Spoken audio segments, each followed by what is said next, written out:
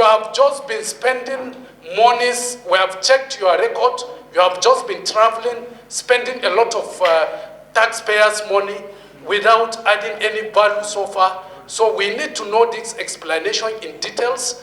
What have you done so far? What have you brought on board?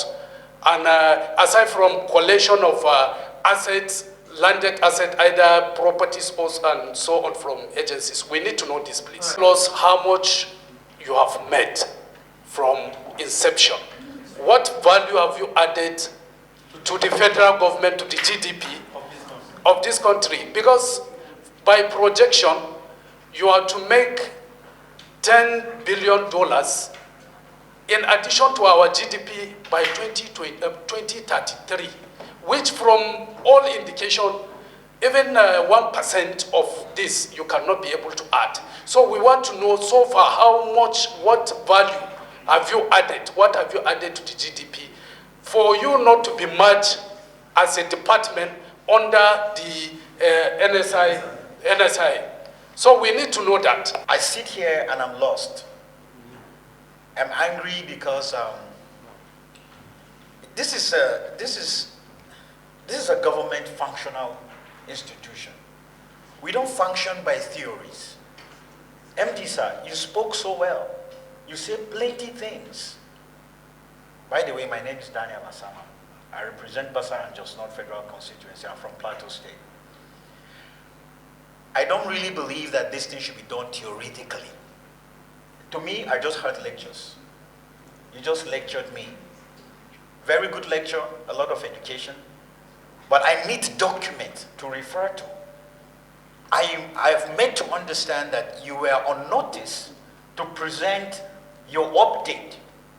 What you have done so far, what you have achieved so far as an agency. You don't come with verbal things. You don't come and be talking. You give me documents. If you give us documents, we make reference to all these things we're talking about. These questions being skipped would have been answered because we refer back to them. You gave us these 3 pages of some projective executive summary of something you are projecting to want to do. I thought I would come here and I will have all those things you are telling me written on a document that we're going to be going back and front and talking about them. What is empirical about all this discussion? After we leave here, how are we passing this forward? What is going to be documented? You see, our clerk is writing. That means we need some kind of documentation. We don't work without documentations here. So, Chairman, sir, I've been thinking, since I sat here and I hear people asking questions, I think all of this lack of documentations that were supposed to be presented as updates is what is affecting all this communication. We keep going back and front on the same questions, and we keep going back and front, and we're not getting the answers. Because we have seen how much they have traveled, we have seen how much they have spent, we have seen how much have come in as inflow, we have seen how much they have expended. We need documentation from these people. This theoretical talking will not get us anywhere. Thank you, Chairman. Your information is noted. Yeah, Chairman, I think we'll be having interaction with Mofi, not today, not tomorrow. I probably want to help Mofi. I want to avail you by putting some questions to you. I was opportuned also to be at that retreat, but I left. And I'm sure at that retreat, issues related to the establishment of a register, access to register, were identified. We are all bookkeepers. And that's why those things were rolled out. Mr. Chairman, sir, of all the documents you have seen here, they are nothing but asset management life cycle. Am I right? Yeah. Am I right? Issues relating to when you talk of asset register, for instance, which I have just identified, have you developed frameworks to identify and mitigate risk associated issued with public asset? Have you done that?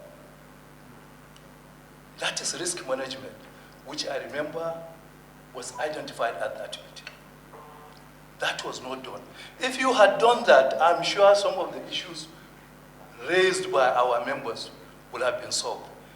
Leakages to financial management. Have we done that? This document has not said anything relating to leakages to financial management. And is a register is an asset register or a unit in the asset register that will link you with government accounting and budgeting system. You know better than me because you are in it. So that issue has not also been identified here. Issue relating to reporting and transparency. All these are issues that were not, Chairman, captured. And lastly, our deputy wanted to ask you a question directly. I wanted to ask a question. Or he rather put it, but not directly. Very simple. That portal that you have upgraded, is it functional? Thank you very much. All right, gentlemen, Mofi management should really just come open on what the problems are. I think there are definitely problems. And when you set out on a journey with a plan, and the plan is not working, we have to just begin to look at it. All the suggestions of, Mofi being part of NSIA and all of that, I think they probably will not have come, because this is an agency that we have all been thinking high hopes.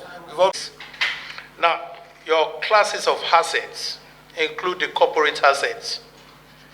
According to you, corporate assets wholly and partly owned by the federal government, including shares of publicly traded entities, limited liability entities, and foreign-based and other businesses. We'd like you to give us a list of these assets, home and abroad. List of these assets, home and abroad. Improvement that you have made thereupon, and how it has helped our GDP.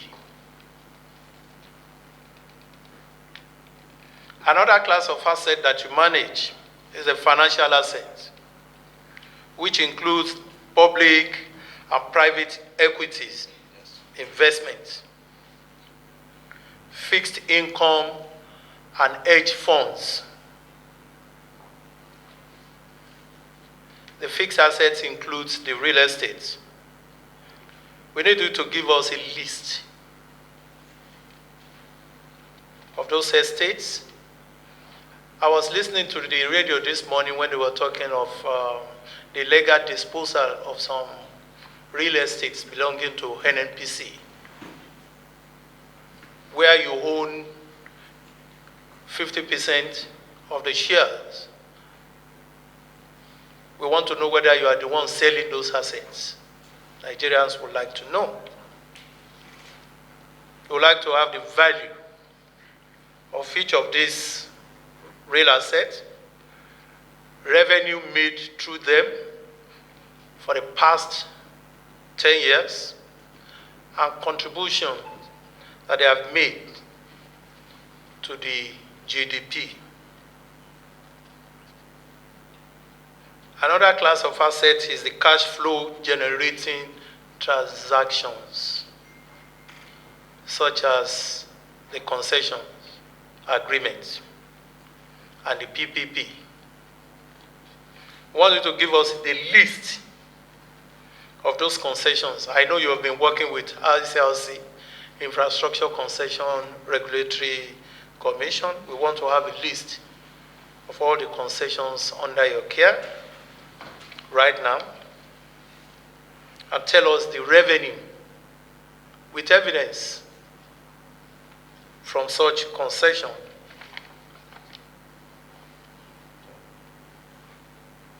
The last class of assets are the minerals and the intangible assets, which includes hydrocarbon.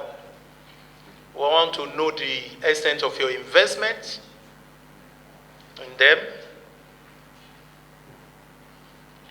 and what has come to Nigeria as a result of those investments. According to the record that you furnished us with, you said 80% of whatever you get are put into new investment fund, and then you put them into identified sectors, including manufacturing, digital services, and agriculture. We want you to furnish the committee in real time how much of that. We don't want 80%. 80% of whatever we got, we have invested. What is the specific amount? Yes, where did it go?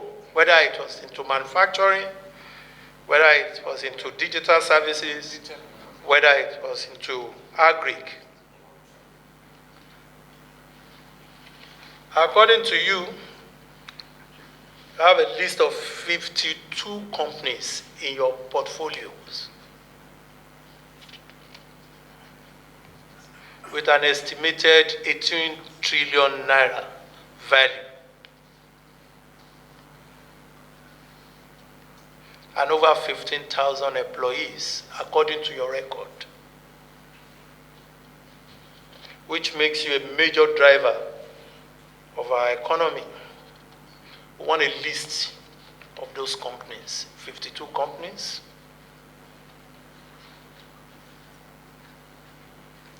Your employees,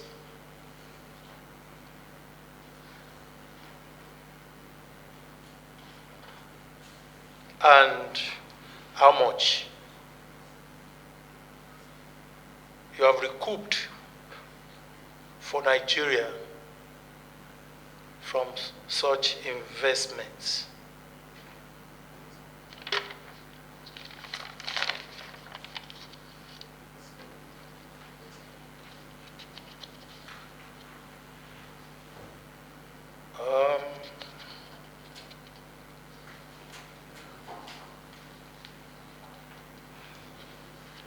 Like you mentioned, I know you are aware that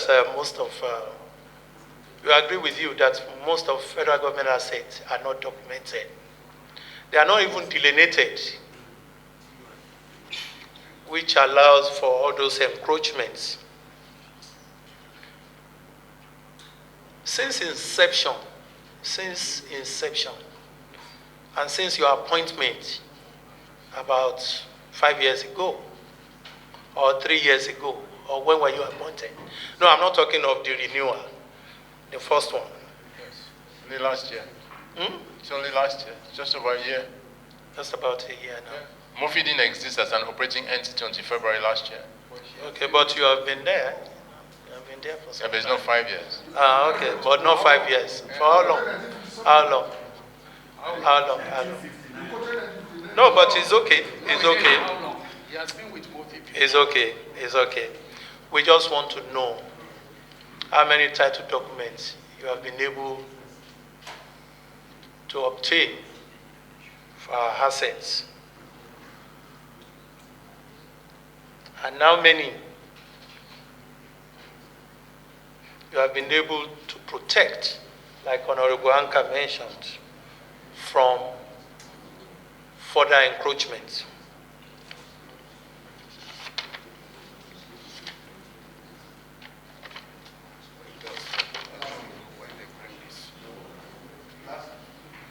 Lastly, you said as part of your mission is to invest with intent of preserving the socio-economic value through catalyzing growth in priority sector, according to you.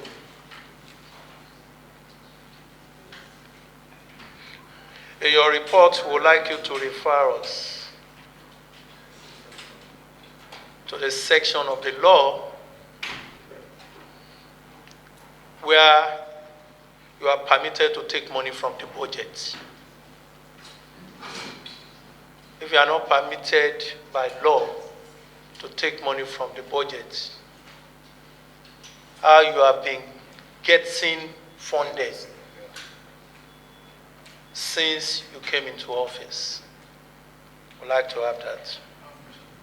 Lastly, we'd like to know how much has been voted, budgeted for Mofi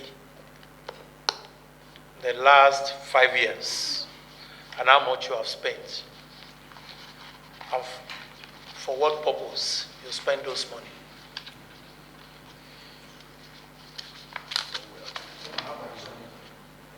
No. Additional. To furnish those documents, after which we'll fix another date for hearing. Because so far, Mofi has just wasted our whole time for today. Mofi has just wasted the time of Nigerians, taxpayers' money, time, today. And we must not allow that to happen again. Finish. It's before you.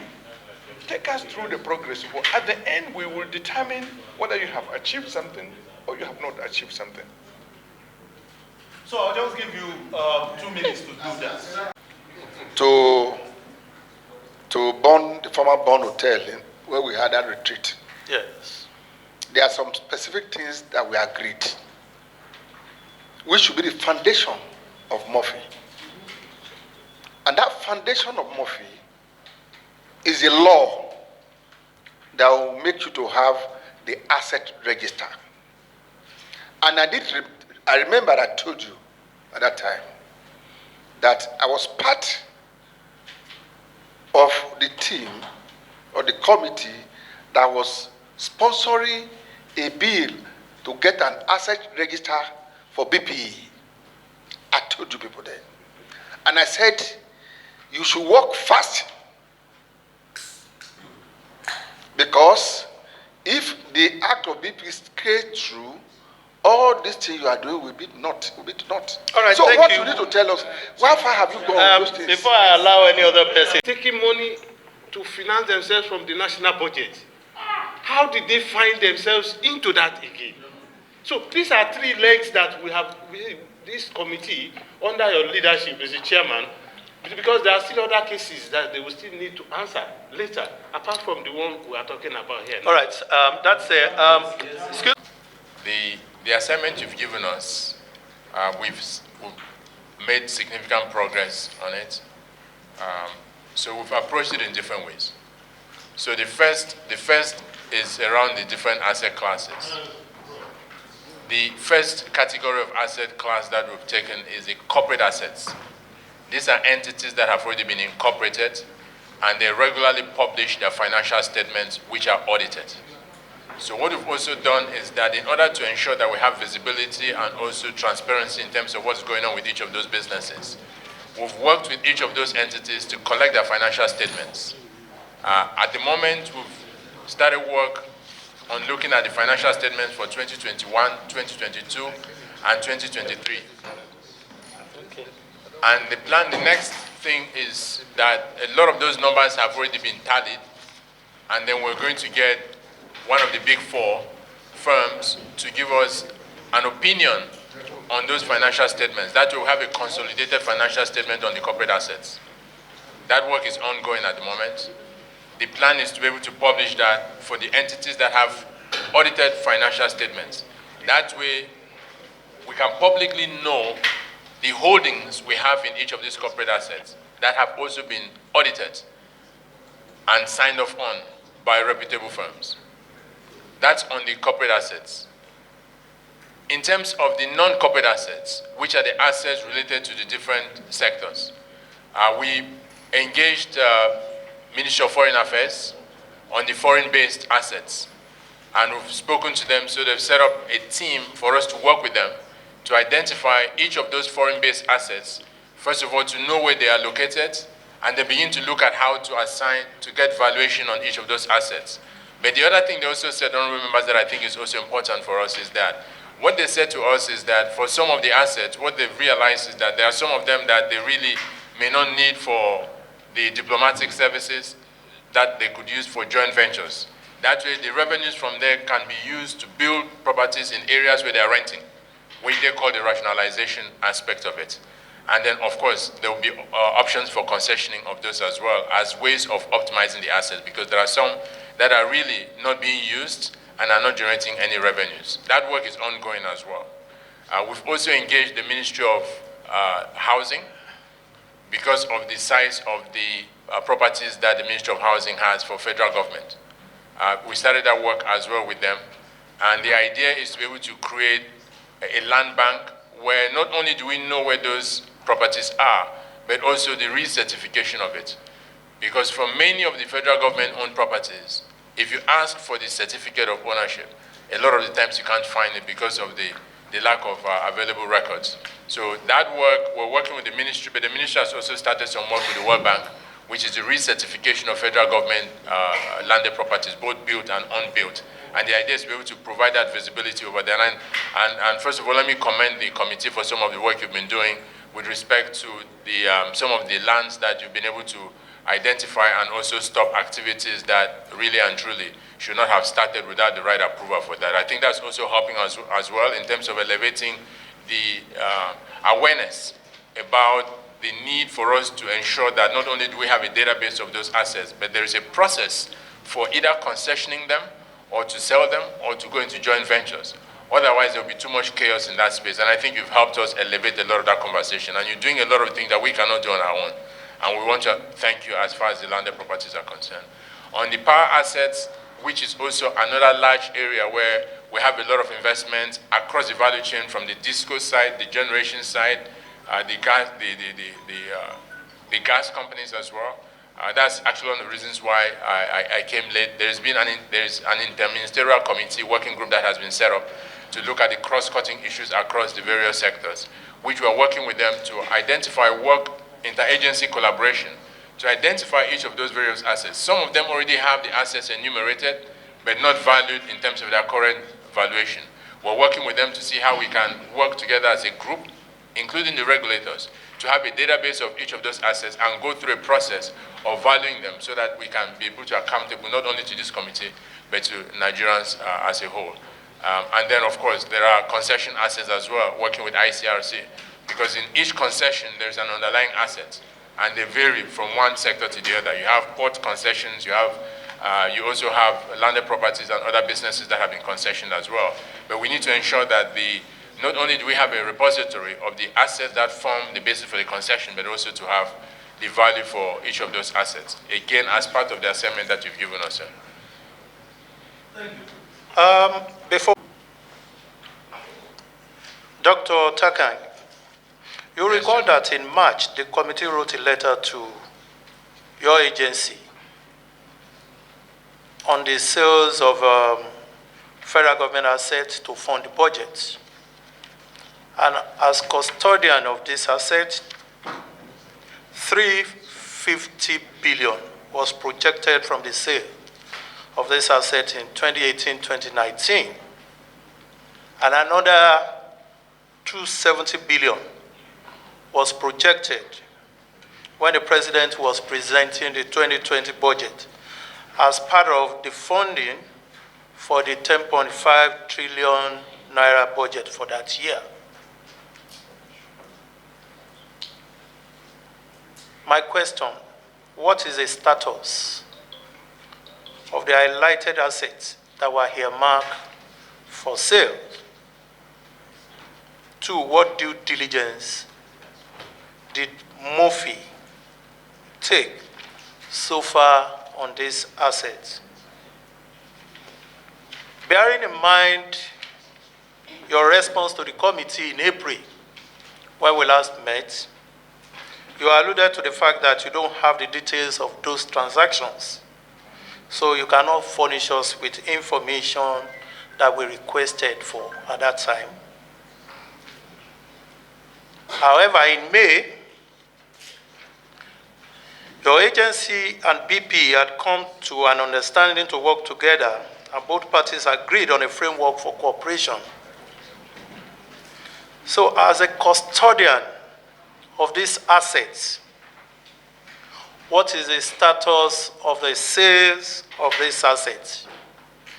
Afam Power PLC, Geregu, Yola Electric Distribution Company, Omotosho IPP, Calabar IPP, all the river basin authority that you listed at that time,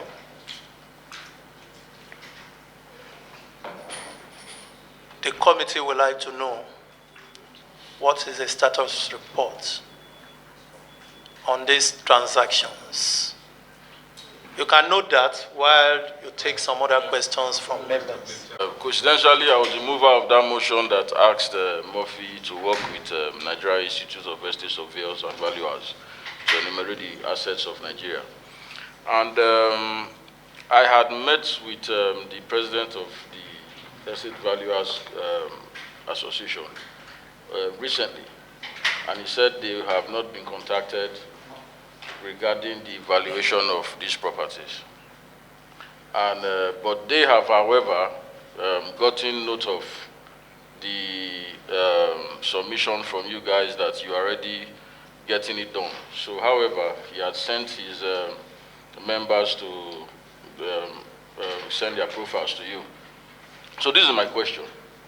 Have you started work on these assets being enumerated and listed in the platform, because your director said you've already started? And here, before you came, he said you're having problems getting these properties from MDAs. So another question after this, have you started? The MDAs that are refusing to send you the list, are you telling me that Mofi do not have the power to get this list without walking into these MDAs or these agencies?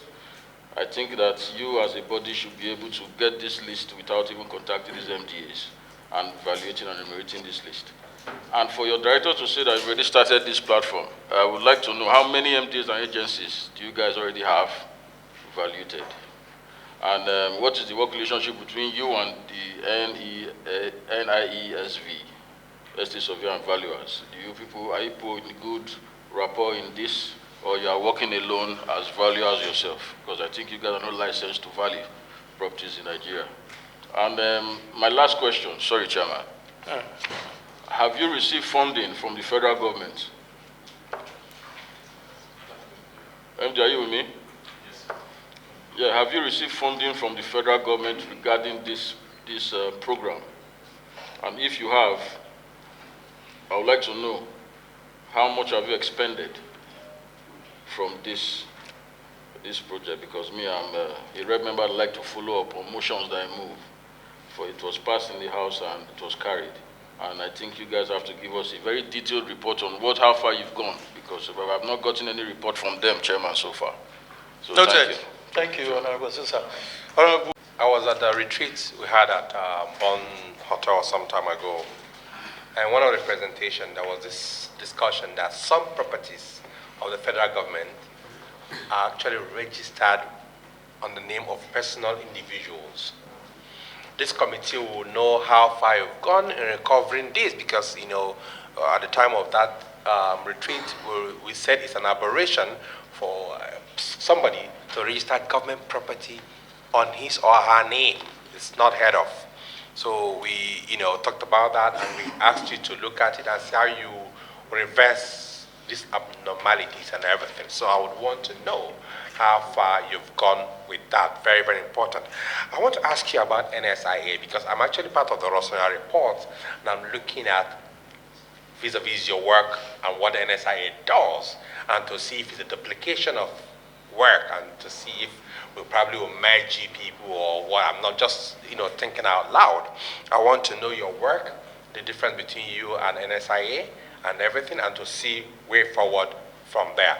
And if you're supervising NSIA, we'll want to know, because NSIA invests our money, how much, what, how far have you followed up to know the properties, the expenditures, and everything that concerns NSIA. So this just a few of this, and I will take it from. Thank you very much. Honorable members, let's allow the MD to answer. Let me start with the one that has to do with the specific assets that the chairman referred to. Some of those there were some that were privatized earlier on, and those have been totally privatized, but there are others that are still under Niger Delta Power Holding Company. About 5 of them are under Niger Delta Power Holding Company. If you recall, the last administration actually started a process for sale of those, but that process wasn't completed, and they were not sold, and it's still ongoing, still with NCP. As you know, nothing could happen until the board of Niger Delta was reconstituted, which was done recently. So those 5 major power plants that are under, and that's the NIPP under Niger Delta, are still government's properties until that process is completed, or if the government decides to proceed with that, they're still under Niger Delta Power Holding Company.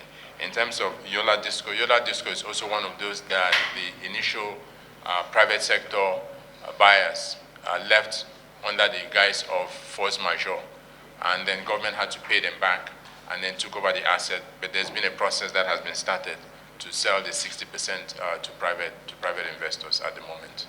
But the 40% owned by government is still there, like many other discos at the moment. In terms of the river basin authorities, that also is one of the asset classes that was listed by BPE for privatization. But that also is an exercise that is still ongoing. We can get some more the feedback in terms of the actual status of that, because that's handled by NCP, and report back to this committee in terms of where we are on the river basin, because they had advertised it recently, but we need to get a real update from the NCP on that so we can provide that feedback to yourselves. Then the second question from another. So who is actually in charge of this transaction, you or BPE?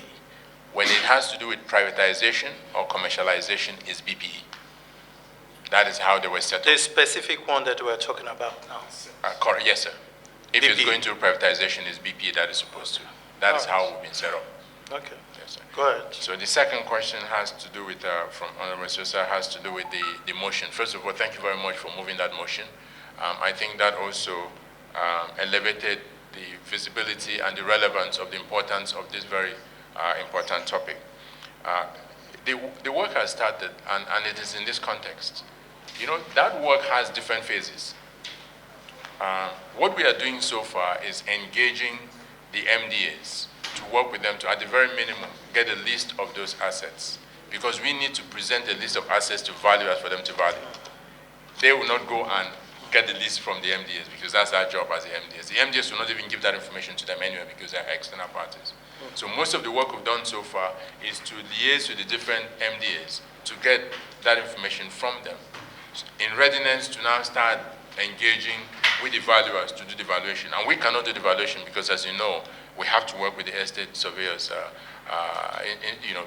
to work to identify those, which is why we had actually started the process of, we did an advert, not invitation for tender, but it was procurement notice to notify the key stakeholders that this exercise will go through the procurement process, but that process, which is when we'll engage the valuers to do the valuation. In the meantime, what we're doing is to make sure we have a repository of those different asset classes from the various MDAs that we can work with to get, so that when we're now ready to give it to the valuers, we're giving them specific assets for them to start with, rather than just giving them an open-ended check, they'll go and look for it. That doesn't make any sense, because for them to even determine how much it's going to cost to do the valuation, they need to have gotten some preliminary information, which is what we're gathering at the moment, which is why I just talked about the issue of Ministry of Power, the Ministry of Housing and Urban Development, and then I also talked about Ministry of Foreign Affairs. That is the exercise to get that basic information. Don't you think in order to save time, it is better to do everything together at the same time? While you are trying to get the title document for those assets, you are at the same time giving value to them. No, sure. Chairman, you're right. I mean, it's something that can be done to save time. Yeah, that's why we've done, we did that. The country is in an emergency state. Absolutely. Right? You're right, Chairman. That's why we also advertise on it from the procurement side. You know, of course, based on procurement law, before you engage someone to do that, there's a process you have to go through, which is why we had sent out the procurement notice to notify them before we now do the advert to engage them. In the meantime, so we're doing it in parallel. So it's not like sequential. We're not waiting until we finish one before we do the other one. Yes, it's mine. Yeah. Was the adverts on the newspaper, or how was it advertised? the notice, the procurement notice was in the newspaper. There were 3 newspapers, including the Tenors Journal, that the BPP uses. Yeah, that's the procurement notice. So when it comes to the invitation to tender, we would advertise that one. I have information on that procurement. Should I have a copy? No, he has not finished with his question. He asked about whether they have received any funding for this exercise. No, Yes. So thank you very much for that question. So when you passed the motion and you also wrote to us, we actually wrote to the Minister of Finance and had discussions with him because again, that's a special project. It was not part of a regular budgeting that we had. But we also recognize very clearly that that is an important exercise that has to be done. And we know the value that it will bring not only to the country, but even to the ministry as well in terms of revenues that would accrue.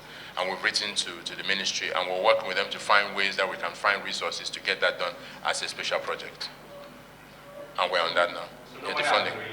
No money has been released for that now. Sorry, you just keep mentioning VPP, if I may ask. Yes, sir. Just a write-up. Sure. Does it mean that procures for you? Okay. So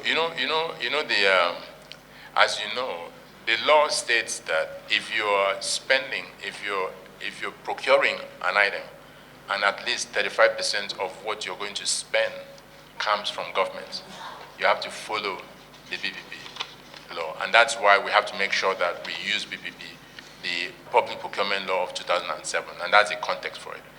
If we were using funds from another source, that would be different. But because we're expecting government to fund this as a major government project, we're expected to follow the Public Procurement Law of 2007. That's what I'm referring to the BPP. So how do you, since you don't have any money yet? Since you don't have any money yet, so how are you going to pay for this? How are you going to fund it? That's what I just explained, that we've written to the Ministry of Finance, based on the letter you had sent to us. So since, what he's saying in essence is that since December, you have not gotten any funds. So what have you been doing without funding? No, funding for this project. Yes. So, even for your work. No, so even for your work. As Mofi. So what I'm speaking to is specifically because your funding. work is not, the truth of the matter is that the work that you do, what the resolution of the House has asked you to go and do, and you must have been receiving some kind of funding for your work as custodian of federal government assets. Sure. Isn't that true? Yes, sir. And I think that's what they are asking. But it was not meant for this. It was not meant that whatever it is that we were approved into Ministry of Finance to treat this as a special project to get the resources to do that. Because to do valuation of all of these assets, there's no way we can carry it on our regular expenditure. Sorry if I may ask. Did the Federal Ministry of Finance approve the funds you're asking for? Have they approved? Yeah, that's, we're working with them to find. If they've not approved, so how can you now procure? You see, you've advertised, because you've done all this, some assets are wondering. So if the Federal Ministry of Finance has approved this money, the fund is not available.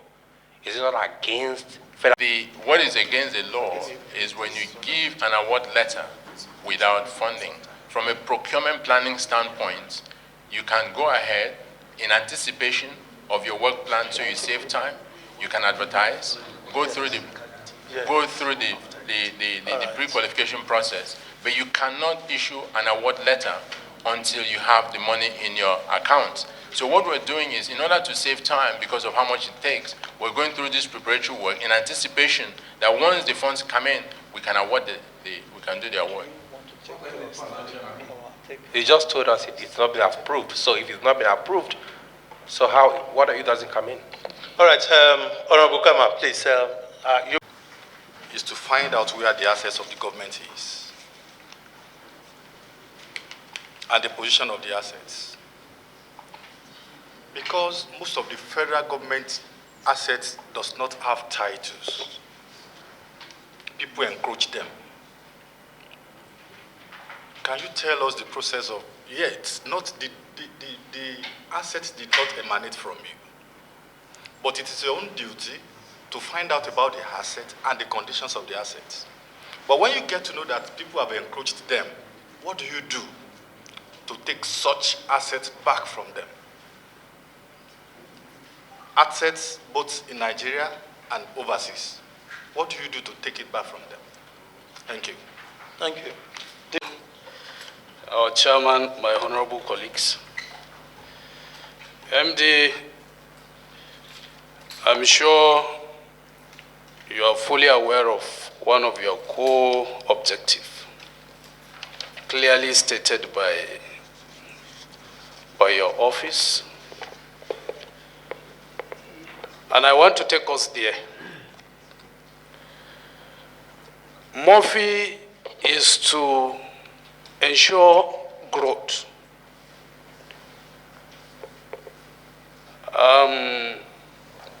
On assets under their management. To generate over 100 trillion naira in the period of 10 years. And the main purpose for this projection or objective, core objective of Mofi, is to help the government in terms of revenue generation and to also create job opportunity, as clearly stated by Mofi as well, to create about 50,000 jobs across different sectors of the Nigerian economy. You know, the way and manner Mofi is being driven now, I don't think this particular mandate or objective in any way has been either partly achieved or on a process.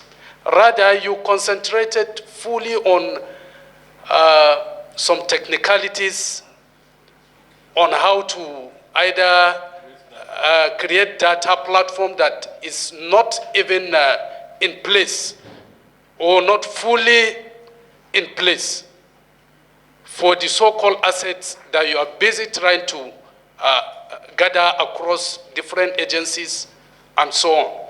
What's your question? Then, no, I still have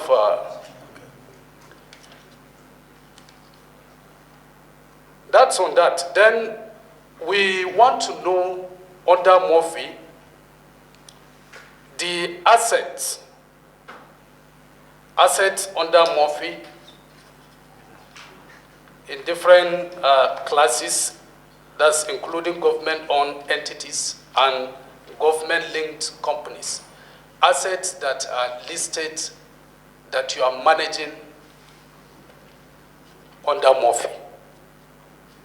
Thank you, Mr. Chairman.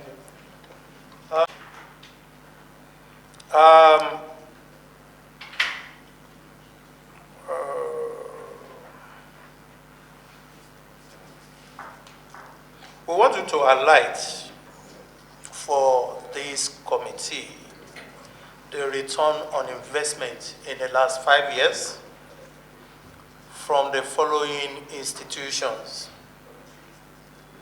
that are under the control or that Mofi has shares in. The Bank of Industry. You recall that we have done a letter to you to that effect, but we didn't get any response from you. But since you are here, let's just ask you the question. The Bank of Agriculture, Development Bank of Nigeria, the Family Home Fund, Nigeria Export and Import Bank, the Federal Mortgage Bank, Nigeria Deposit Insurance Corporation, all our discos. Because of course, the 40% federal government shares in all the discos, I believe, have been handled by you. And the 40% shares of the federal government in NNPCL, NNPCL. We want to have a report on the return on investment from these institutions, and to ask you, who are the people on the board of these institutions that is ensuring federal government's vision?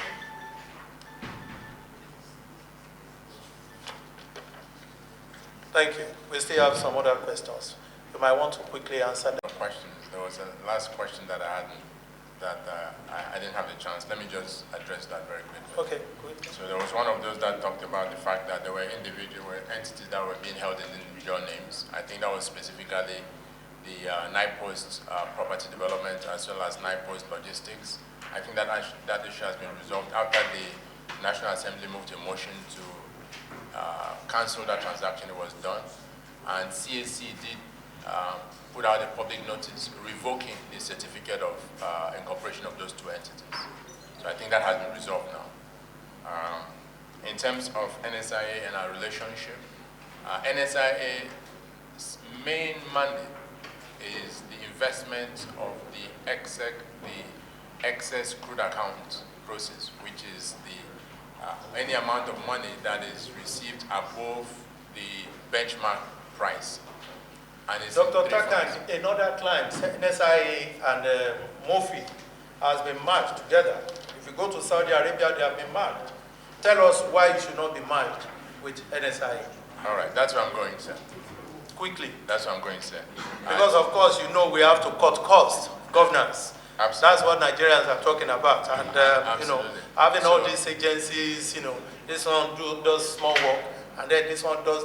Why not merge them together? Make you a department under NSIA. There are two different mandates, and in many jurisdictions, they are managed separately because of their focus. We have that even in Malaysia. We have them in many jurisdictions that are two separate entities because of the very nature of the type of activity that they carry out.